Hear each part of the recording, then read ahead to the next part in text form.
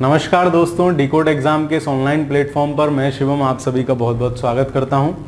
जैसा कि आप जानते हैं कि हम लोग एक घटना चक्र पूर्वावलोकन सीरीज चला रहे हैं, जिसमें ज्योग्राफी में भी वर्ल्ड ज्योग्राफी से हमने स्टार्ट किया है। तो उसकी आज ये तीसरी कक्षा है, जिसमें हम लगभग 30-40 मिनट में 50 सवाल लगभग कवर कर लेते हैं। और मेरा प्रयास ये रहता है कि क्योंकि जब हम लोग भी पढ़ते थे तो कुछ क्वेश्चंस ऐसे होते थे, सर के ऊपर से निकल जाते थे। सवाल तो हैं, पढ़ लिए, ठीक है, और ज़रूरी है इसलिए पढ़ना है क्योंकि काफ़ी सवाल यहीं से घूम फिर के यहीं से आते रहते हैं। तो आज हम इसमें जो हमारा सौर मंडल जो चल रहा है, तो मंगल से लेके आज हम लगभग सारा खत्म कर देंगे, ठीक है। तो आज भी लगभग 50 प्रश्नों की ये श्रृंखला है। आपके साथ आपको ये कैसा लग रहा है ये भी बताते चलिएगा। साथ में अगर पसंद आ रही हो तो वीडियोस को लाइक करते रहिए, अपने दोस्तों के साथ साझा करते रहिए, ठीक है। तो चलिए शुरू करते हैं। ये तीसरी क्लास हमारी आज, और तीसरी क्लास में हम चैप्टर स्टार्ट कर रहे हैं मंगल से। जैसा कि आप ये देख पा रहे हैं, मंगल है ना, ये हमारे एडिटर साहब बड़े अच्छी इमेजें लगाते हैं, ठीक है। तो मंगल से आज हम शुरू कर रहे हैं। इसके जो भी प्रश्न है वो हम देखते हैं। एक ग्रह के दिन का मान और उसके अक्ष का झुकाव लगभग पृथ्वी के दिन के मान और अक्ष के झुकाव के समतुल्य है, वह सही है। देखो, इनमें से जो होगा सही वो होगा मंगल। रीजन ये है कि मंगल का जो अक्षीय झुकाव है, जैसे हमारा कितना है 23.5, उनका है लगभग 25 के आसपास, 25 समथिंग है। और ऐसे ही हमारा दिन जैसे 24 घंटे का होता है, तो उसका दिन भी लगभग 25 घंटे के आसपास का रहता है। तो इन सब में से जो पृथ्वी के समकक्ष है वो होगा मंगल। किसका? उसका अक्ष का झुकाव और उसका दिन का मान दोनों लगभग पृथ्वी के समतुल्य है, तो आंसर होगा डी, ठीक है। अगला प्रश्न देखते हैं, कथन कारण वाले प्रश्न। देखिए, अगर आप यूपीपीसीएस की तैयारी अभी से कर रहे हैं, 2024 का करना भी चाहिए, तो ये वीडियोस देखते चलिए। जो आप अपना पढ़ रहे हैं उसको पढ़ते चलिए, साथ में ये वीडियोस देखते चलिए। उससे क्या होगा, कुछ क्वेश्चंस जो आपको समझ में नहीं आते ना, यहां इजी तरीके से मैं उनको समझाता रहता हूं। दूसरी बात, कुछ पॉइंट्स हमें याद नहीं होते हैं, जैसे ज्योग्राफी में भी आगे आने वाले चैप्टर्स में सब याद करने वाला है, ज्वालामुखी, घास के मैदान, ये वो, खनिज वनिज, है ना। तो मैं उनको आपके दैनिक जीवन से जोड़ के कुछ ट्रिक्स ही बता के याद कर लेंगे। उससे क्या होगा कि आपको वो चीज रिमाइंड रहेगी। एक दो बार रिवाइज कर लीजिए। आपको कुछ लग रहा है कि सर ने ये बताया, उसको लिख लेता हूं, वहीं अपनी बुक पे नोट कर लीजिए, ठीक है। तो ये कथन कारण वाले सवाल आजकल पीसीएस में ज्यादा पूछे जा रहे हैं। चाहे आप आरओ की तैयारी कर रहे हो, अभी तो मेन एग्जाम आप लोगों का आरओ ही है ना, तो उसको भी ध्यान में रखते हुए, क्योंकि इस प्रकार के प्रश्न आपने देख ही लिया पीसीएस 23 में काफी पूछे गए थे, है ना। चलिए तो देखते हैं कथन कारण। पृथ्वी द्वारा सूर्य की परिक्रमा की समयावधि की तुलना में मंगल ग्रह द्वारा सूर्य की परिक्रमा अवधि समयावधि कम है। ये तो उल्टा दे रखा है। मैंने आपको क्या बताया, सूर्य से, पिछली कक्षा में मैंने बताया सूर्य से सारे ग्रहों का क्रम याद करने का तरीका बताया। बहुत सिंपल है, नहीं आप जान पाए हैं तो यहां नहीं बताऊंगा, है ना। आपको पिछली वीडियो जाके देखनी है, वहां खोजना है सर ने किस तरीके से बताया। बहुत सिंपल है, एक बार देख लोगे हमेशा के लिए याद, ठीक है। तो जो ग्रह सूर्य से जितनी दूर होता जाएगा उसकी परिक्रमा अवधि उतनी ही बड़ी होती जाएगी। ये तो ऑब्वियस सी बात है। मान लो कि ये सन है, एक ग्रह यहां है, एक ग्रह यहां है, एक ग्रह यहां, तो ये वाला जल्दी परिक्रमा पूरी कर लेगा, है ना। इसको थोड़ा ज्यादा टाइम लगेगा, इसको थोड़ा और ज्यादा टाइम लगेगा। अब ये क्या कह रहे हैं, बुध शुक्र पृथ्वी के बाद मंगल है, और ये कह रहे हैं कि मंगल पृथ्वी से कम समय में परिक्रमा कर लेता है, तो ये तो उल्टी बात है। तो कथन एक तो हमारा गलत हो गया। जब कथन एक आपको कंफर्म पता है गलत है, तो दूसरा पढ़ने की जरूरत ही नहीं है। कथन एक गलत है, परंतु कथन आर सही है, बात खत्म हो गई। और किसी में कथन एक गलत है नहीं, सॉरी, इसमें हाँ, और कहीं में कथन एक गलत है ही नहीं, ठीक है। तो पढ़ने की जरूरत ही नहीं, लेकिन फिर भी पढ़ लेते हैं। मंगल ग्रह का व्यास पृथ्वी के व्यास की तुलना में कम है। हाँ, पृथ्वी का व्यास लगभग मैंने आपको कितना बताया था, त्रिज्या लगभग 6400 किलोमीटर और व्यास लगभग 12800 किलोमीटर। और जो मंगल का व्यास है वो लगभग 6800 किलोमीटर है ना, 6800 किलोमीटर के आसपास है, 6700 समथिंग है, ठीक है। अगले प्रश्न में चलते हैं। मंगल पर जीवन की उपस्थिति के लिए निम्नलिखित में से कौन सी एक अवस्था सबसे सुसंगत है? देखो फिर वही बात, आंसर यहां कई हैं, लेकिन पूछ रहे सबसे सुसंगत है ना, सबसे सुसंगत है, ठीक है। वायुमंडल भी है वहां, तापीय स्थितियां भी हैं, बर्फ, छत्रक और हिमशीतित जल की उपस्थिति, वो ओजोन भी। देखो वायुमंडल हो लेकिन जल ना हो तो हम रह नहीं पाएंगे ना। मेनली जो हम मानते हैं इनमें से जो सबसे सुसंगत स्थिति है, वो इसका उत्तर वायुमंडलीय संगठन भी हो सकता था, लेकिन एज इट इज पृथ्वी जैसा नहीं है। वहाँ और गैसेस बहुत सारी ज़्यादा हैं जो अभी हमारे जीवन के लिए उतना उस तरीके से हम उनको यूटिलाइज नहीं कर रहे हैं। इन सब में जो सबसे सही आंसर होगा वो होगा बर्फ छत्रक और हिमशीतित जल की उपस्थिति, क्योंकि बर्फ छत्रक होंगे और हिमशीतित जल होगा। हिमशीतित जल ही हमारे पीने योग्य जल होता है, यूजेबल जल होता है, ठीक है। तो इसका आंसर कौन सा होगा? इसका आंसर होगा सी। अगले प्रश्न पे चलते हैं। किसमें पृथ्वी के अलावा अन्य जीवन की संभावना है, क्योंकि वहां का पर्यावरण जीवन के लिए बहुत अनुकूल है? मंगल। आपको पता भी है कि मंगल को हम आजकल बहुत प्रमोट कि भाई मंगल पे जा रहे हैं, मार्स मिशन चल रहा है, ये है वो है ना, ये सब अभी भी हमारा भी यान भारत द्वारा भी भेजे जा रहे हैं। तो इसका आंसर कौन सा होगा? मंगल, क्योंकि पृथ्वी जैसी दशाएं अगर आसपास कहीं दिख रही हैं तो वो मंगल पे। एक ये जो यूरोपा है, बृहस्पति का चंद्रमा मतलब बृहस्पति का उपग्रह है, इसको भी माना जा रहा है कि ये भी आधुनिक रिसर्च में माना जा रहा है कि ये भी यहाँ की दशाएं भी, यहाँ का वातावरण भी जीवन के योग्य है, मनुष्य के जीवन के योग्य है। तो इसका आंसर सी भी हो सकता है, लेकिन मोस्ट प्रोबेबल आंसर बी सही होगा, क्योंकि फिर वही बात, ज्यादा सही कौन सा है? तो ज्यादा हमें जानकारी किसके बारे में? मंगल के बारे में। तो आंसर क्या होना चाहिए? आंसर होना चाहिए इसका आंसर होना चाहिए बी। अगले प्रश्न पे चलते हैं। फिनिक्स मार्स लैंडर मंगल की सतह पर किस तिथि को उतरा था? ये करंट का क्वेश्चन है ना। अब आपको इससे क्या सीखना है कि रिसेंट में जो भी भारत के वो होंगे या नासा, भारत और नासा दो के याद रखिए, और कोई बहुत इंपॉर्टेंस वाला किसी कंट्री का होता है तो उसको याद रखा जाता है। तो करंट का ये सवाल रहा होगा। फिनिक्स मार्स लैंडर 2008 की बात है, लेकिन डेट एग्जैक्ट 26 मई शायद उसकी डेट रही होगी। इसका आंसर डी होना चाहिए, ठीक है। 26 मई को वो उतरा था, 26 मई 2008 को नासा का वो था फिनिक्स मार्स लैंडर, मंगल के लिए ज्ञान था, ठीक है। तो वो लैंडर उनका 26 मई को उतरा था, ठीक है। तो ये करंट का क्वेश्चन रहा होगा। अब भारत का जो भी मिशन है, जो भी चीजें चल रही हैं ना, चंद्रयान या जो भी चल रहा है, उनकी डेट्स को भी आप इस क्वेश्चन से सीख सकते हैं कि प्रश्न आपका उस तरीके से आ सकता है। अगले प्रश्न पे चलते हैं। मंगल के इतने ही सवाल थे, अब आ गया बृहस्पति। जैसा कि आपको पता है कि शुरुआत वाले जो 4 ग्रह बुध शुक्र पृथ्वी मंगल, उनको हम क्या कहते हैं? पार्थिव ग्रह। क्यों? क्योंकि उनकी संरचना चट्टानी संरचना से वो बने हुए हैं, है ना। उनका निर्माण जो हुआ है चट्टानों से हुआ है। और ये लास्ट वाले जो 4 ग्रह हैं, बृहस्पति, शनि, यूरेनस, नेपच्यून या अरुण वरुण, वो किससे बने हुए हैं? वो मुख्यतः गैसीय ग्रह हैं, है ना। उनको हम गैसीय ग्रह कहते हैं या उनको जोवियन ग्रह कहते हैं, ठीक है। जोवियन मतलब बृहस्पति के समान जैसा। तो बृहस्पति से देख लेते हैं क्या क्या सवाल आए हैं। बृहस्पति ग्रह के चंद्रमाओं की खोज निम्नलिखित में से किस एक वैज्ञानिक ने की थी? देखो, चंद्रमाओं का मतलब है यहाँ उपग्रह से, है ना, उपग्रह से, सैटेलाइट से। तो बृहस्पति के सैटेलाइट किसने खोजे थे? एक ही चचा थे जो सब खोजते रहते थे। कौन? अपने गैलीलियो भाई, ठीक है, गैलीलियो भाई, ठीक है, यही सब खोजते रहते थे। तो इसका आंसर होगा बी। अगले पे चलते हैं। सौर मंडल में सबसे बड़ा ग्रह कौन सा है? ए यार, 2 रुपए किलो वाला सवाल है, तो मैंने आपको कितनी बार बता दिया है, पिछले चैप्टर में भी बता दिया था। सबसे बड़ा ग्रह कौन सा है?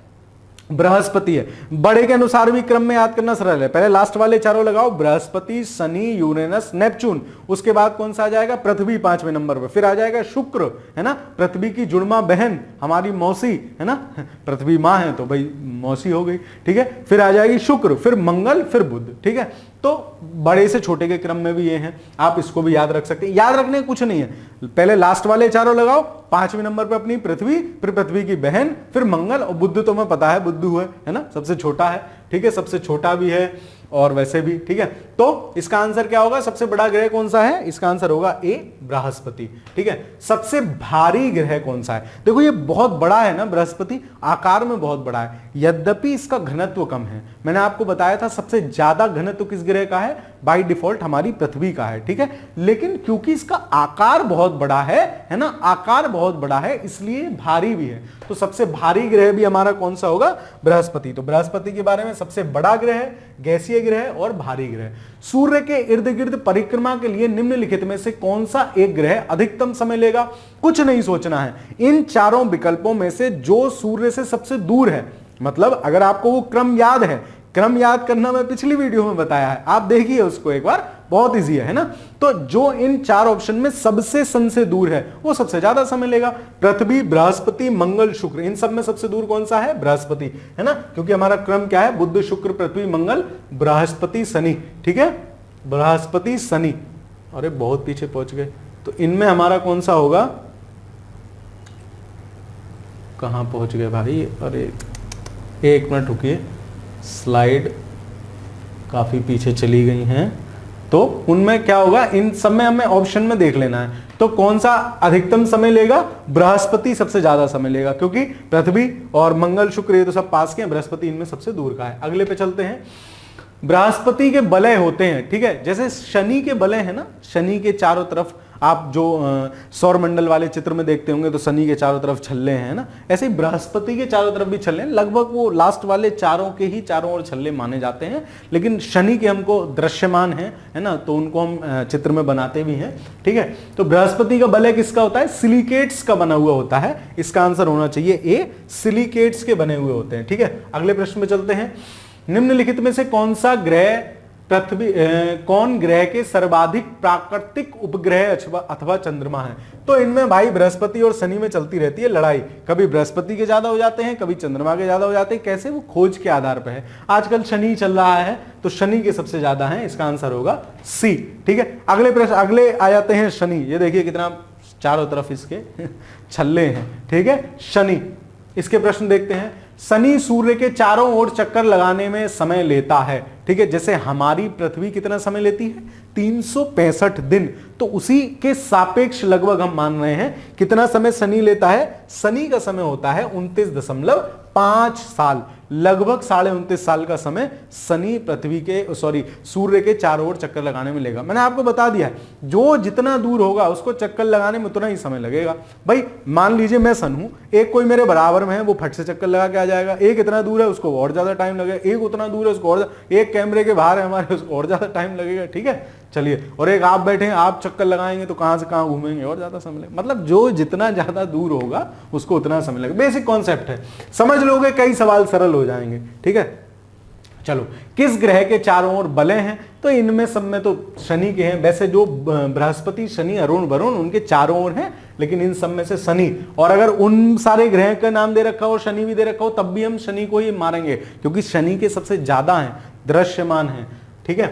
चलो अगले पे चलते हैं। अपनी यात्रा के 7 वर्षों के बाद अंतरिक्ष यान कैसिनी, ठीक है, अंतरिक्ष यान कैसिनी ने जून 2004 में निम्नलिखित में से किस ग्रह के चक्कर लगाना आरंभ किया। करंट अफेयर्स का क्वेश्चन रहा होगा कि कैसिनी कई बार पूछा गया है, किसका मानव निर्मित उपग्रह था। तो देखो, सिनी, शनि, आपको साउंड नहीं दे रहा, कैसिनी, सिनी से मतलब शनि, तो ये किसका है, शनि का है। इसको याद रखोगे और ऐसे ही याद कर सकते हो कि कैसिनी, तो कैसिनी किसका है, शनि का है, कैसिनी, शनि, ठीक है। साउंड से मारा है तो इसका आंसर होगा डी। अगले प्रश्न पे चलते हैं।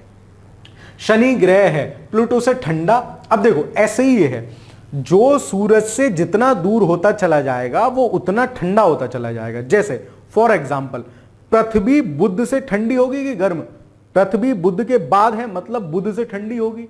अच्छा, मैं आपसे कहूं पृथ्वी बृहस्पति से ठंडी होगी कि गर्म, तो बृहस्पति से गर्म होगी। मतलब जो सन से जितना दूर जाएगा उतना ज्यादा ठंडा होता चला जाएगा। अब उसी आधार पे देख लेंगे। अगर देखो, आपको सूरज से क्रम याद होना बहुत जरूरी है। आप देख रहे हो लगातार कितने सवाल आ गए हैं, ठीक है, लगातार कितने सवाल आ गए हैं। तो आपको सूर्य से अगर क्रम याद है, वो क्रम मैंने फिर बोल रहा हूं, पिछली वीडियो में बताया, बहुत इजी तरीके से बताया, उसको आप याद कर लोगे, आपके कई सवाल इजी हो जाएंगे, ठीक है। तो देखते हैं, प्लूटो से ठंडा है। भाई प्लूटो तो सबसे बाहर है, वो तो और ज्यादा ठंडा होगा, उससे ठंडा कैसे हो जाएगा। नेपच्यून से ठंडा है, नेपच्यून मतलब अरुण, वरुण, ठीक है, तो वरुण से ठंडा कैसे हो जाएगा, वो बाहर है, वरुण ज्यादा ठंडा होगा। नेपच्यून से गर्म है, हाँ, क्योंकि नेपच्यून से पहले है, वो नेपच्यून से पहले है, तो नेपच्यून से गर्म है। जुपिटर से गर्म है, नहीं, जुपिटर तो शनि से भी पहले है। जुपिटर मतलब बृहस्पति, तो बृहस्पति शनि, तो बृहस्पति से तो क्या होगा, ठंडा होगा, क्योंकि बृहस्पति के बाद है। तो इसका आंसर क्या होना चाहिए, सी इसका आंसर होना चाहिए। अब आपको समझ में आ रहा होगा कैसे गर्म है। अब तक आप पढ़ते होगे रट लिया, गर्म है, ठंडा है, ये है, वो है, लेकिन समझते चलिए कि ऐसा क्यों है, ठीक है। चलो अगले सवाल पे चलते हैं। टाइटन सबसे बड़ा चंद्रमा या उपग्रह है, किसका है, तो टाइटन किसका है, शनि का है, ठीक है। एक टाइटन शनि का है, आप ये भी याद रख सकते हैं। देखो ये अच्छे वो हैं क्वेश्चन, जैसे टाइटन शनि का है, आप चाहें तो इन्हीं के आगे यहां लिख सकते हैं अपनी बुक पे, टाइटन शनि का है। और बुध और शुक्र के कोई उपग्रह नहीं है, वो मैंने आपको बता ही दिया था। एक गैनीमीड है, गैनीमीड बृहस्पति का है, और फोबोस, डीमोस करके हैं, वो हैं किसके, मंगल के हैं, ठीक है। तो इनको आप याद रख सकते हो, इनके आगे लिख सकते हो, ठीक है। तो ये हमारा टाइटन किसका है, टाइटन है शनि का। अरुण, वरुण और प्लूटो, ये तीनों ग्रह अपने तीनों भाई, ठीक है। इनको भी देख लेते हैं ये क्या क्या कह रहे हैं। सौर मंडल से संबंधित निम्नलिखित कथनों में से कौन सा सही है, ठीक है। आपको इस प्रकार के प्रश्न ना बहुत सरल होते हैं, बिल्कुल पता हो कि कौन सा एग्जैक्ट है, उसी आधार पर। देखो अभी मैं इनको करना आपको बता रहा हूं। बुध सौर मंडल का सबसे गर्म ग्रह है। हाँ भाई है गर्म, क्यों? क्योंकि सबसे पड़ोस में तो सूरज के बैठा है, सबसे पड़ोस में बैठा है, सबसे गर्म है, तो एक तो होगा ही। अब जिसमें एक ना हो, क्या पूछ रहा है, कौन से सही है, ये भी हमें देख लेना चाहिए। सही पूछ रहा है, गलत पूछ रहा है, कौन सही है, मतलब एक तो कंफर्म सही है, तो जिसमें एक ना हो वो तो वैसे ही काट दो। अब 1 2 बचे, 1 2 3 4 बचे, तो हालांकि हम 2 को ना भी पढ़े तब भी अपना काम चल जाएगा, 2 को ना भी पढ़े तब भी अपना काम चल जाएगा, ठीक है। शनि का उपग्रह गैनीमीड सौर मंडल का सबसे बड़ा उपग्रह है, नहीं, अरे सॉरी, बुध ग्रह सौर मंडल का सबसे गर्म ग्रह नहीं है। मैंने आपको बताया था कल वाली क्लास में कि शुक्र है गर्म है, ऐसे करके बताया था, शुक्र है गर्म है। तो सबसे गर्म कौन सा है, सॉरी ये मुझसे गलती हुई है, उसके लिए मैं क्षमा चाहता हूं। सबसे गर्म ग्रह कौन सा है, सबसे गर्म ग्रह है शुक्र, ठीक है, सबसे गर्म ग्रह है शुक्र। क्यों? क्योंकि उसका रीजन भी बताया था, क्योंकि उसके वायुमंडल में कार्बन डाइऑक्साइड की अधिकता है, CO2 की अधिकता है, तो क्या करता है, एनर्जी लेता है और ग्रीन हाउस इफेक्ट करके उसका पार्थिव विकिरण को बनाए रखता है। तो वहां का टेम्परेचर बहुत है, लगभग 465 डिग्री रहता है वहां का टेम्परेचर। तो बुध सौरमंडल का सबसे गर्म ग्रह है, पहला गलत हो गया, तो जिनमें पहला है वो काट देते हैं, ठीक है। अब देखो शनि का उपग्रह गैनीमीड सौरमंडल का सबसे बड़ा उपग्रह है। देखो गैनीमीड जो उपग्रह है ना, वो शनि का नहीं है भाई साहब, वो किसका है, बृहस्पति का है। शनि का भी हम कौन सा पढ़ के आए थे, टाइटन पढ़ के आए थे, तो दूसरा भी गलत है। जिनमें दूसरा है उसको भी काट देते हैं, ठीक है। बचे कौन से, 3 और 4, यही बचे, तो यही सही होंगे, फिर भी पढ़ लेते हैं। ये सावधानी रखना चाहिए, पढ़ लेना चाहिए एलिमिनेट करने के बावजूद भी। नेपच्यून उप शून्य तापमान वाले मीथेन गैस के वलयों से घिरा है, हाँ वहां मीथेन गैस और आपकी CO2 और ये सब गैसीय ही ग्रह हैं, तो उनके वलयों से घिरा है। फोबोस और डाइमस मंगल के 2 उपग्रह, मैंने अभी आपको बताए थे फोबोस और डीमोस। डीमोस क्या है, सबसे छोटा उपग्रह है, पूरे सौरमंडल का सबसे छोटा उपग्रह है, कौन सा, डीमोस। और ये गैनीमीड जो है ना बृहस्पति वाला, ये किस लिए, सबसे बड़ा तो है लेकिन ये शनि का नहीं है, इसकी वजह से ये स्टेटमेंट गलत हुआ था, ठीक है। तो यहां 3 और 4, स्टेटमेंट नंबर 3 और 4 सही होंगे।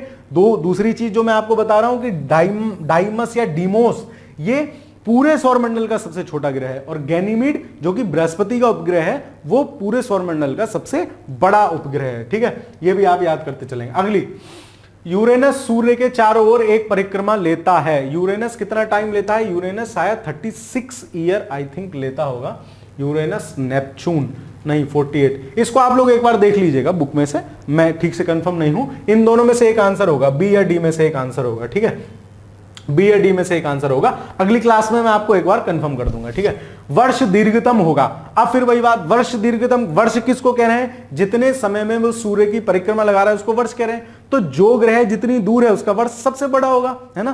तो इन सब में सबसे दूर कौन है, प्लूटो है, ठीक है। आजकल तो प्लूटो पे सवाल आएंगे नहीं, क्यों, क्योंकि प्लूटो को तो हमने ग्रह की श्रेणी से निकाल ही दिया है ना। तो इन सब में से वर्ष दीर्घतम किस पे होगा, प्लूटो पे वर्ष दीर्घतम होगा, ठीक है। प्लूटो पे वर्ष दीर्घतम होगा, क्यों, क्योंकि प्लूटो सबसे देर में सूरज का चक्कर लगा पाएगा, ठीक है। अगला सवाल चलते हैं, सूर्य की परिक्रमा में कौन सा ग्रह सर्वाधिक समय लेगा। तो जो सबसे दूर होगा सर्वाधिक समय लेगा। इन सब में सबसे दूर कौन है, प्लूटो है ना, ऑप्शन डी है। तो सबसे ज्यादा समय कौन लेगा, प्लूटो लेगा, ठीक है।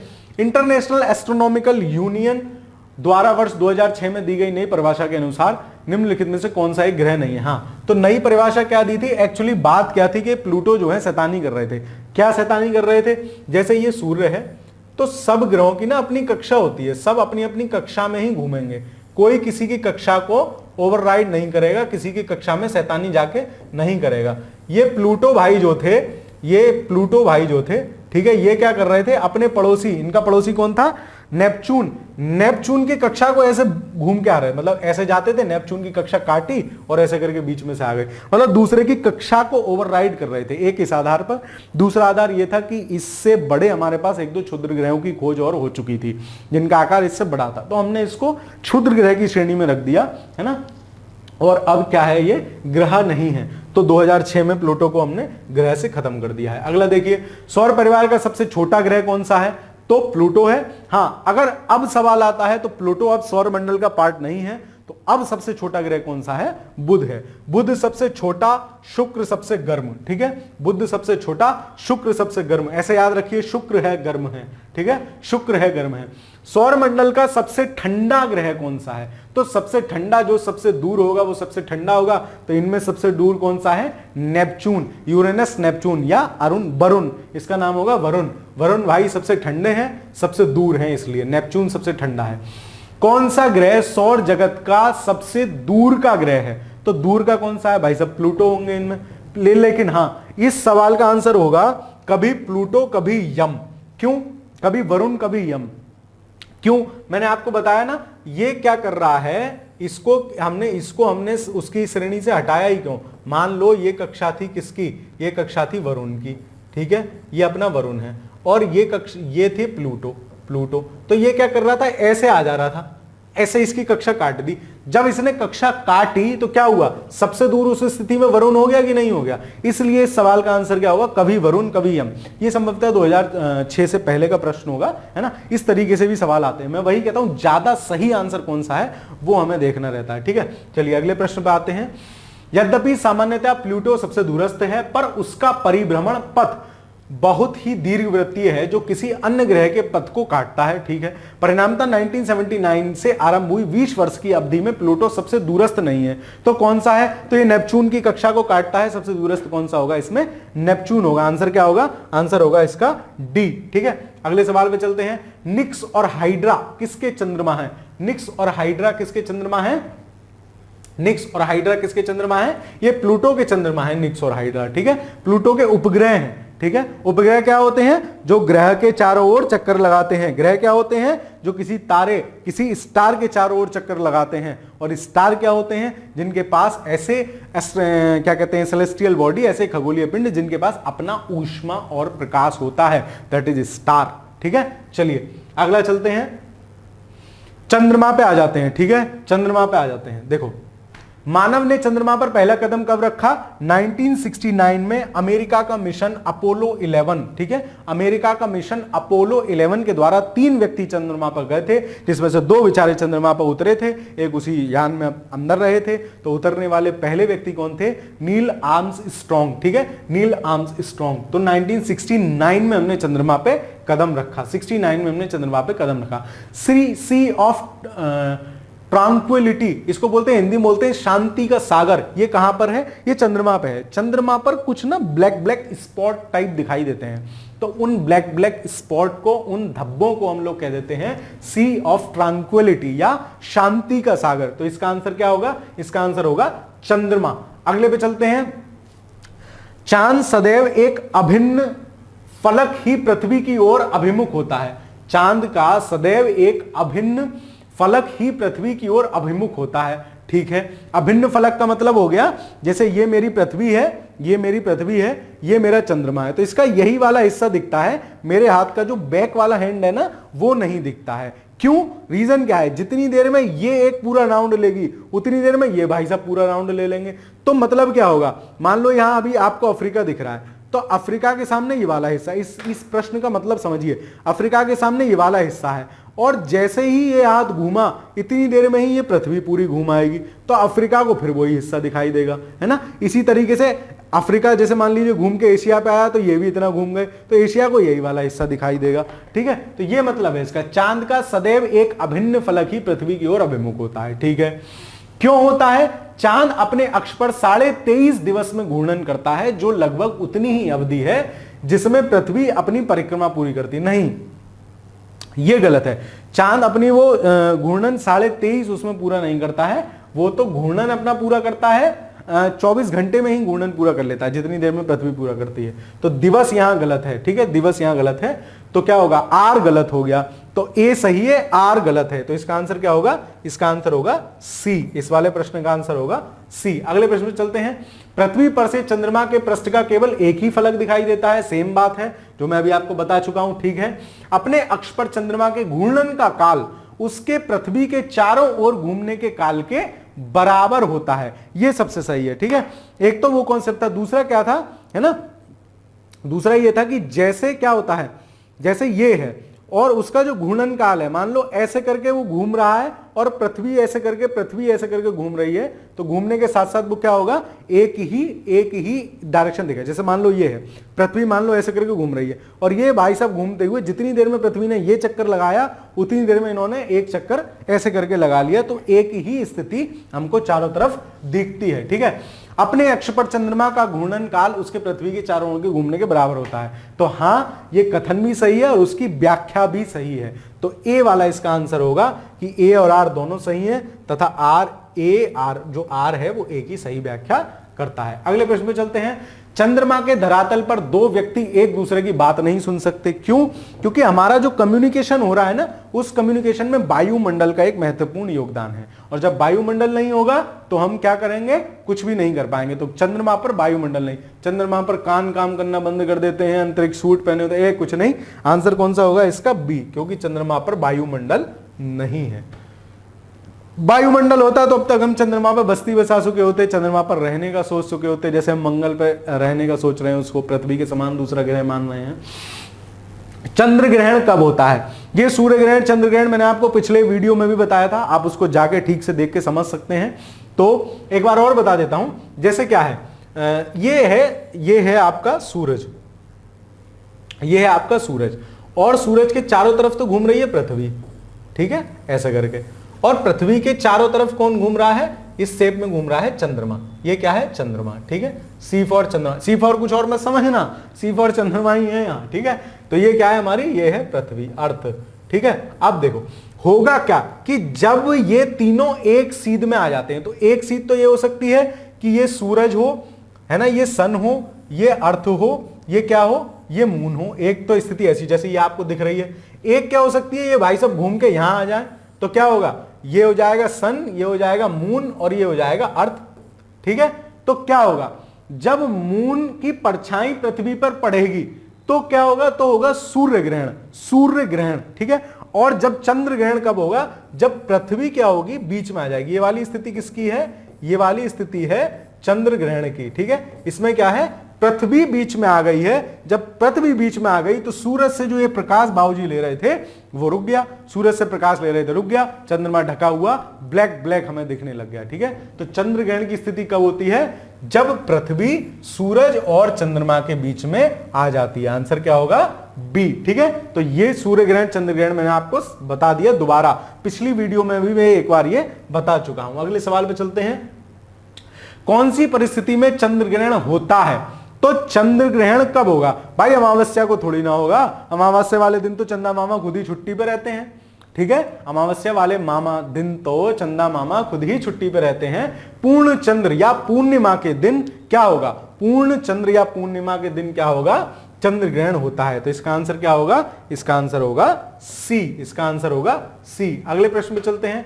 22 दिसंबर 1999 को पूर्णिमा के चंद्रमा के सामान्य से अधिक चमकदार होने के लिए मुख्य उत्तरदायी कारक क्या था? देखो मैंने आपको पिछली क्लास में भी बताया था, क्या बताया था कि जो कोई भी ग्रह किसी भी तारे के या कोई भी उपग्रह किसी भी ग्रह के चारों ओर परिक्रमा करते हैं तो वो इलिप्टिकल शेप में करते हैं, दीर्घवृत्ताकार कक्षा में करते हैं। दीर्घवृत्ताकार कक्षा में क्या होता है?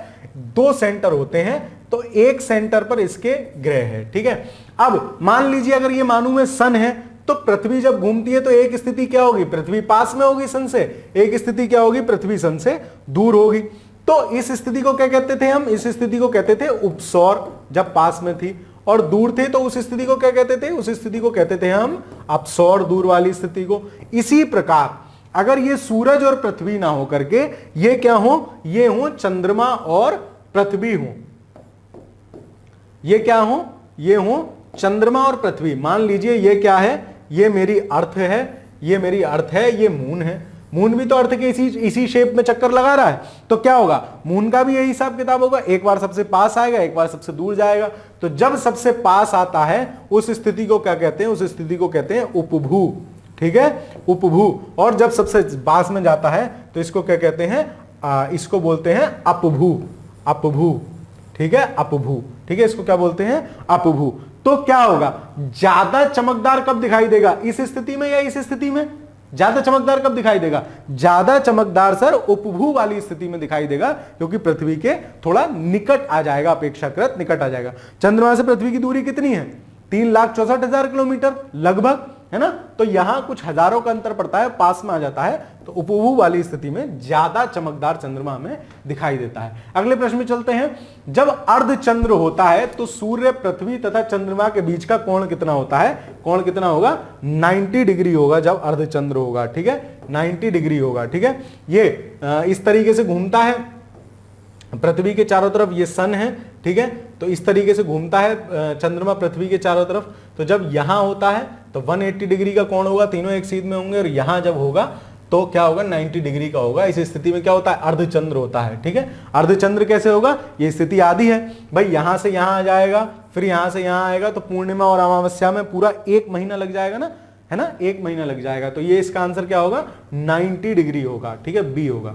बेमेल को चुनिए, मतलब बेमेल मतलब इनमें से कौन सा अलग है, ठीक है, बेमेल को चुनिए, ठीक है। तो मंगल, बुध, चंद्रमा, पृथ्वी, तो मंगल, बुध, ये रीजनिंग का भी सवाल हो गया, है ना। Find out odd out one जो वाले रीजनिंग वाले कॉन्सेप्ट होते हैं, ऑड चीज चुननी होती है, तो इसमें ऑड क्या हो गया? चंद्रमा होगा। क्यों हो गया? ये सारे ग्रह हैं और चंद्रमा क्या है? उपग्रह है, ठीक है। निम्न में से कौन सा ग्रह नहीं है? सेम क्वेश्चन है, चंद्रमा ग्रह नहीं है, ठीक है। अब सेम क्वेश्चन उसी में मैं आपको समझाने में टाइम वेस्ट करूं तो आपका टाइम कीमती है, मेरा भी समय कीमती है, और संस्थान का भी समय कीमती है, ठीक है। तो अगला प्रश्न सुमेलित कीजिए। तो इसमें से ग्रह कौन सा है? ग्रह है यूरेनस। तो ए का क्या होगा? देखो मैचिंग वाले सवाल हमें जरूर करने चाहिए, इनमें से हमें एक भी पता है ना तो आंसर की संभावना इजी हो जाती है। जैसे ग्रह क्या होगा? ग्रह यूरेनस होगा, ए का दूसरा होना चाहिए। देखो इसमें ए का पहला, इसमें ए का चौथा, ये दोनों हट गए, ए का दूसरा, ए का दूसरा। अब भी उपग्रह कौन सा है? उपग्रह चंद्रमा है। इनमें से मैरिनर, हेली तो कुछ है नहीं, हमने सुना ही नहीं है, तो बी का पहला दोनों में दिया है। अब पुच्छल तारा क्या है? हेली एक पुच्छल तारा है, मतलब सी का 4 होना चाहिए, तो सी का 4 किसमें है? सी का 4 इसी में है, ए सही होगा। और कृत्रिम उपग्रह क्या होगा? मैरिनर क्या होगा? कृत्रिम उपग्रह है, ठीक है। ये सवाल शायद पिछले वाले उसमें भी हमने देखा था, है ना, रिपीटेड है तो 2 बार आया रहा होगा, इसलिए है। ब्लू मून की परिघटना क्या होती है? देखो ब्लू मून क्या होता है, इसको आप समझ लो, इसको आप समझ लो। एक माह में एक पूर्णमासी व एक अमावस्या होती है। क्यों? क्योंकि चंद्रमा चारों तरफ घूमने में कितना टाइम ले रहा है? 29.5 दिन ले रहा है, 30 दिन की अपेक्षा। 29.5 दिन लिए, 29.5 दिन लिए, 29.5 दिन लिए। तो साल में जो पूर्णमासी होगी, अब देखो हर महीना आधा आधा दिन करके एक्स्ट्रा हो गया, लगभग साल में 11-12 दिन एक्स्ट्रा हो जाते हैं। तो 2.5 साल के बाद क्या होता है? किसी एक महीने में 2 पूर्णमासी पड़ जाती हैं, 2 पूर्णिमा पड़ जाती हैं, ठीक है, 2 पूर्णिमा पड़ जाती हैं, full moon day, full moon 2 पड़ जाते हैं। तो जब एक महीने में 2 पूर्णिमा पड़ जाएं, जब एक महीने में 2 पूर्णिमा पड़ जाएं, लगभग ये परिघटना, ये खगोलीय घटना 2.25 साल के आसपास रिपीट होती है ना। तो इसको हम क्या कहते हैं? इसको हम कहते हैं ब्लू मून। तो इसमें से कौन सा है? जब एक माह में 2 पूर्णिमा हो, एक कैलेंडर वर्ष में लगातार 2 माह नहीं, जब एक ही कैलेंडर में नहीं, उपयोग में से कोई नहीं, जब एक ही माह में क्या दिखे? 2 पूर्णिमा हो। अगले सवाल पे चलते हैं। अगला प्रश्न क्या कह रहा है? अगला प्रश्न कह रहा है जब किसी वस्तु को पृथ्वी से चंद्रमा पर ले जाया जाता है तो क्या होगा? क्या होगा? उसका भार घट जाएगा, उसका भार घट जाएगा। क्यों घट जाएगा? क्यों घट जाएगा? क्योंकि वस्तु का भार किस पे डिपेंड करता है? वस्तु का भार डिपेंड करता है, भार बराबर क्या होता है? भार बराबर होता है mg। m तो होगा उसका द्रव्यमान और g होता है गुरुत्वीय त्वरण। द्रव्यमान तो सेम रहेगा, लेकिन गुरुत्वीय त्वरण क्या है? चंद्रमा पर पृथ्वी का 1/6 गुरुत्वीय त्वरण है, तो उसका भार भी क्या होगा? कम हो जाएगा, क्योंकि यहाँ mg का मान किसका लगेगा? चंद्रमा वाले g का मान लगेगा, है ना। तो क्या होगा? भार उसका सेम रहे, द्रव्यमान सेम रहेगा, लेकिन क्या होगा? उसका भार कम हो जाएगा, ठीक है, ये कॉन्सेप्ट की वजह से, ठीक है। अगला चल देखते हैं। चंद्रमा की पृथ्वी से दूरी कितनी है? 3,64,000 किलोमीटर है या 364,000 किलोमीटर? तो इसका आंसर क्या होगा? इसका आंसर होगा ए। 41 का आंसर होगा, 41 का आंसर होगा ए। अगले प्रश्न पे चलते, ये बहुत जीरो टाइप क्वेश्चन है, आपको याद कर लेना चाहिए। जैसे पृथ्वी और सूर्य के बीच की दूरी कितनी है? 15 करोड़ किलोमीटर उस दिन बताई थी, ठीक है। और पृथ्वी और चंद्रमा के बीच की दूरी कितनी है? 3,64,000 किलोमीटर, इसको याद रखिए। एक देश अपने सेलेनोजिकल ऑफ अभियांत्रिकी अन्वेषक परीक्षणकर्ता को चंद्रमा की कक्षा में भेजकर एशिया का प्रथम देश हुआ है। ये करंट अफेयर्स का क्वेश्चन था, चंद्रमा की जो क्या कहते हैं कक्षा थी उसमें सबसे पहले किसने भेजा था? जापान ने भेजा था। इसको आप लोग याद भी रख सकते हैं, है ना, इसको आप लोग याद भी रख सकते हैं। ये जापान का था, सेलेनी करके, ठीक है। तो इसका आंसर क्या होगा? जापान। इन क्वेश्चंस का बहुत लोड मत लिया कीजिए, जैसे आप रिवीजन भी कर रहे हैं, ये नहीं हुआ, भूल गए मान लो, इनका बहुत लोड नहीं लेना है। रीजन ये है कि ये करंट अफेयर्स के क्वेश्चन है, लेकिन इनसे हमको सीखना क्या है कि इस प्रकार की कोई खगोलीय घटना हो रही है, कोई अंतरिक्ष यान अगर कहीं जा रहा है और वो करंट अफेयर्स में चर्चा का विषय है, तो उसका एक क्वेश्चन आया था डेट, वैसा हम उसका डेट याद रख लें कि भाई कब वो लैंड किया, कब यहां से छोड़ा गया, वो डेट्स याद रख लें, वो किस कंट्री का है, किस एजेंसी का है, उस एजेंसी का हेडक्वार्टर कहां है। इस प्रकार के प्रश्न उसको करंट से चारों तरफ से हमको घुमा फिरा के देख लेना चाहिए। क्षुद्र ग्रह, है ना, क्षुद्र ग्रह क्या होते हैं? ये इस टाइप के कुछ चट्टानी चीजें होती हैं, इनको हम देख लेते हैं। मंगल और बृहस्पति की कक्षाओं के बीच सूर्य के चारों ओर परिक्रमा करने वाले शैल के छोटे छोटे टुकड़ों को क्या कहते हैं? क्षुद्र ग्रह कहते हैं, ठीक है। क्षुद्र ग्रह जो होते हैं मंगल और बृहस्पति की कक्षाएं हैं, ठीक है। बुध, शुक्र, पृथ्वी, मंगल, ये हो गए पार्थिव ग्रह। इसके बाद एक क्षुद्र ग्रह पट्टी होती है, क्षुद्र ग्रह पट्टी होती है। उसके बाद बृहस्पति, शनि, अरुण, वरुण या यूरेनस, नेपच्यून ग्रह हैं। तो किस किस के बीच में? मंगल और बृहस्पति। यहां से आपको क्या याद रखना है? मंगल और बृहस्पति की कक्षाओं के मध्य है, क्या है? क्षुद्र ग्रह है, ठीक है, क्षुद्र ग्रह है। अगला देखते हैं, क्षुद्र ग्रहों के विषयों में निम्नलिखित कथनों पर विचार कीजिए। क्षुद्र ग्रह सूर्य की परिक्रमा करने वाले विभिन्न आकारों के चट्टानी मलबे हाँ हैं, वो भी क्षुद्र ग्रह पट्टी के सहारे सूर्य के चारों तरफ परिक्रमा कर रहे हैं। अधिकांश क्षुद्र ग्रह छोटे हैं किंतु कुछ का व्यास 1000 किलोमीटर तक बड़ा है। तो हाँ है, कुछ क्षुद्र ग्रह इतने इतने बड़े हैं कि उनका व्यास 1000 किलोमीटर तक है, ठीक है। क्षुद्र ग्रहों की कक्षा बृहस्पति और शनि की कक्षाओं के मध्य स्थित है। भाई साहब कैसी बात कर रहे हो, अभी तो सर ने बताया है, अभी तो याद कराया है, मंगल और बृहस्पति के बीच क्षुद्र ग्रह हैं, ठीक है। क्षुद्र ग्रह सब एक साथ इकट्ठे हो गए मंगल और बृहस्पति के बीच में, ठीक है। तो तीसरा वाला गलत हो गया, जब तीसरा गलत तो ये गलत, ये गलत, ये गलत, कौन सा सही? सी सही हो गया आंसर। अगले प्रश्न पे चलते हैं। सौर मंडल में क्षुद्र ग्रह एस्टेरॉइड छोटे खगोलीय पिंड हैं, यह जिन ग्रहों के बाद देख रहे हो 3 क्वेश्चन हैं, एक ही स्टेटमेंट मुझे याद करना है, क्या कि पार्थिव और गैसीय ग्रहों के बीच में है क्षुद्र ग्रह, और पार्थिव ग्रह का लास्ट ग्रह कौन सा है? मंगल। बुध, शुक्र, पृथ्वी, मंगल, है ना, मंगल है। और इधर से कौन सा है? बृहस्पति है। तो मंगल और बृहस्पति के बीच में क्या है?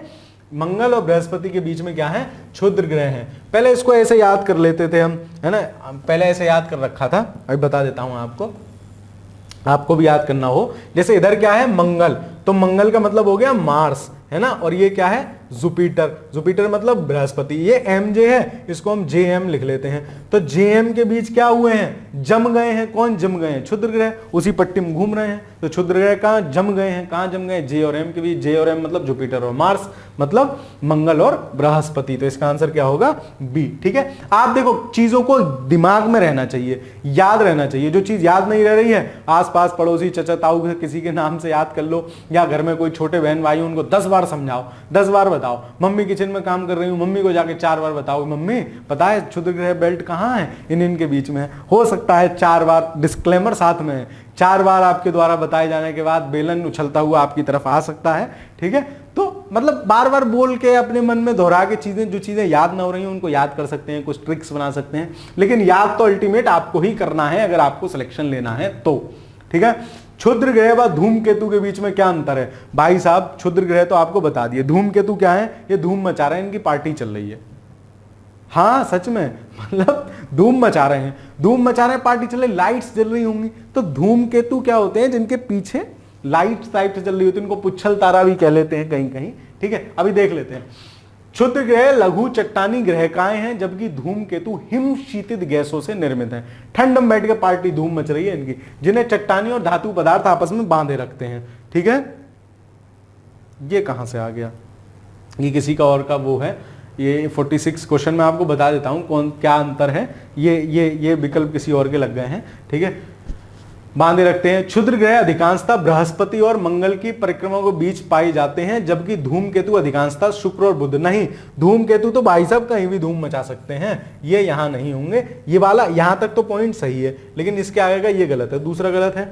धूमकेतु गोचर दीप्तिमान पुच्छ दर्शाते हैं, जबकि क्षुद्र ग्रह नहीं दर्शाते हैं। तो इसमें से संभवतया क्या अंतर होता है? एक अंतर होगा, केवल एक सही होगा, ठीक है। अगला आ जाए धूमकेतु और उल्कापिंड, ठीक है। धूमकेतु और उल्कापिंड क्या कह रहे हैं? धूमकेतु और पुच्छ सूर्य से परे धूमकेतु की पुच्छ है ना, धूमकेतु की पुच्छ जो होती है सूर्य से पीछे की ओर दिष्ट होती है। क्यों? क्योंकि जो उसका सन से जो एनर्जी आ रही है ना, उस एनर्जी से उसकी गैसेस चार्ज होती हैं और पीछे की तरफ बल लगाती हैं, पीछे की तरफ बल लगाती हैं, तो उसमें पूंछ सी निकल के वो गैस जलती हुई सी प्रतीत होती हैं और उसको विपरीत दिशा में गति प्रदान करती हैं। तो इसका आंसर क्या होगा? जैसे जैसे धूमकेतु सूर्य के चारों ओर घूर्णन करता है वैसे वैसे उसका हल्का द्रव्यमान नहीं होगा। जैसे जैसे धूमकेतु घूर्णन करता है उसका हल्का द्रव्यमान उसकी पुच्छ की दिशा में किसी तारे द्वारा आकर्षित हो जाता है, नहीं। सूर्य द्वारा उत्सर्जित विकिरण, हाँ, सूर्य द्वारा उत्सर्जित जो विकिरण है ना वो धूमकेतु पर भेज्य दाब डालता है, जिससे उसकी पूंछ सूर्य की दिशा से क्षिप्त हो जाती है, मतलब उस पर उसका दबाव पड़ रहा है और वो गैसी गर्म होकर जल के दूसरी डायरेक्शन में निकल रही है, उससे जो डायरेक्शन मिल रही है वो सूर्य के चारों तरफ या वहां से घूम रहा है। इसका आंसर सी होना चाहिए, ठीक है, इसका आंसर होगा सी। अगले प्रश्न में चलते हैं। हेलीबॉब क्या है? हेलीबॉब क्या है? ये भी करंट में चर्चा में रहा था। हेलीबॉब एक पुच्छल तारा है। ये सन 19, अगर मैं गलत नहीं हूं तो 1995 के आसपास की घटना है। तभी का ये सवाल पूछा हुआ होगा। घटना चक्र वाले तो आपको पता है 25-30 साल तक के सवाल दिए रहते हैं, वही ये सवाल है। इसको आप छोड़ भी सकते हैं लेकिन दिमाग में रखने में कोई दिक्कत नहीं है। हेलीबॉब क्या है? मान लीजिए वो अभी जैसे हमने एक वो सवाल पढ़ा था ना, वो मैच करने वाला, मान लीजिए उसी में मैच करने में दे दिया तो हमें याद रखने में कोई दिक्कत नहीं। हेलीबॉब क्या है? पुच्छल तारा है, ठीक है। शूमाकर लेवी 9 धूमकेतु किस ग्रह से टकराया था? यह भी 1995 के आसपास की घटना है। शूमाकर लेवी 9 एक क्या था? धूमकेतु था, धूम मचा रहा था, भाई साहब गलती से टकरा गए। किससे टकराया था? ये बृहस्पति से टकराया था, बृहस्पति ग्रह से टकराया था, ठीक है। अगला सवाल देखते हैं, आज का लास्ट सवाल, 50वां सवाल। लगभग वही 30-40 मिनट लगभग में मैं आपके 50 प्रश्न करवा देता हूं, तो आप कोशिश कीजिए इसको 2x पे देख लीजिए। अगर आपको स्लो लगा 20 मिनट में आपके 50 सवाल हो जा रहे हैं और धीरे धीरे करके ये सीरीज अभी बड़ी होती चली जाएगी। पूरा पूर्वावलोकन आपको इसी चैनल पे संभवतः मेरे माध्यम से मिलता रहेगा, ठीक है। उल्का क्या है? तीव्र गति से चलता तारा, बाह्य अंतरिक्ष से पृथ्वी के वायुमंडल में प्रविष्ट हुए द्रव्य का अंश, तारामंडल का भाग, पुच्छिन धूमकेतु। नहीं, ये जब उल्का होते हैं ना, ये जब पृथ्वी से बाहर से जब हमारे अंतरिक्ष में आ जाते हैं तो इनमें क्या होता है? घर्षण के कारण आग लग जाती है और जलते हुए वायुमंडल में ही समाप्त हो जाते हैं, या बहुत बड़ा अगर होगा तो जलते हुए हमारी पृथ्वी पर गिर भी सकता है ना, जलते हुए हमारी पृथ्वी पर गिर भी सकता है। तो इसका आंसर क्या होगा? इसका आंसर होगा बी। ये था आपका आज का अंतिम प्रश्न।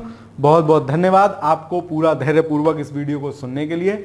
आपको वीडियो पसंद आ रहा हो, मेरे पढ़ाने का तरीका पसंद आ रहा हो तो साथ में हमें बताते चलें। कुछ सुझाव हों तो वो कमेंट के माध्यम से बताते चलें। वीडियो को लाइक कीजिए, चैनल पे नए हों तो डिकोड एग्जाम को सब्सक्राइब कीजिए। यहाँ आपको ऐसे ही नई नई अच्छी अच्छी चीज़ें मिलती रहेंगी, ठीक है। पढ़ते रहिए, खुश रहिए, धन्यवाद।